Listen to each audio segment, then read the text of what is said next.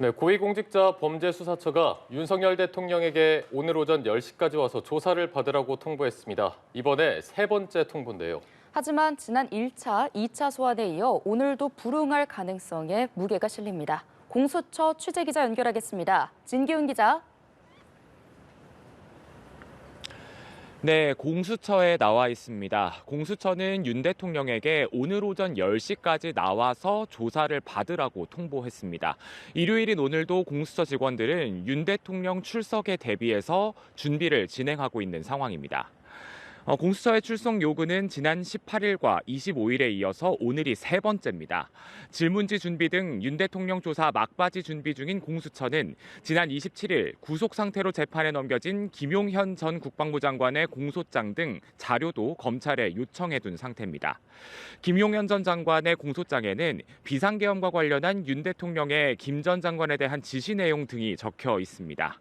또 윤 대통령 측 변호인단도 지난 27일 탄핵 심판 1차 변론 준비 기일을 시작으로 공식 활동을 시작한 상태인데요. 하지만 3차 소환일인 오늘까지도 공수처에 변호인 선임계는 제출하지 않은 상황입니다.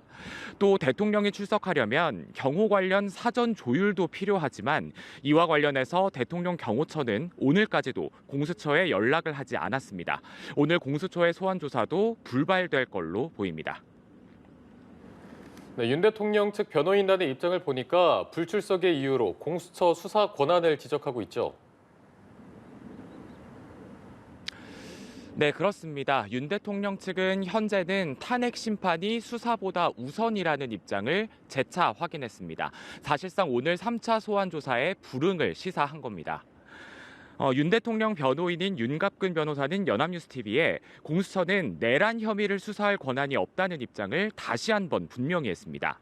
내란죄에 대한 수사권이 없는 공수처가 소환 조사를 통보한 건 적법하지 않다는 건데요. 수사 절차에 여러 문제가 많다며 공수처의 수사권을 지적해온 기존 입장을 재확인했습니다. 그러면서 변호인인 본인도 오늘 공수처에 나오지 않는다고 했는데요. 사실상 윤 대통령의 불출석을 시사한 걸로 풀이됩니다. 통상 3차례 소환에 응하지 않으면 체포영장을 청구해 신병 확보에 나서는 게 관행인데 공수처는 불출석 시 향후 계획은 아직 결정되지 않았다고 밝혔습니다. 지금까지 고위공직자 범죄수사처에서 연합뉴스TV 진기훈입니다.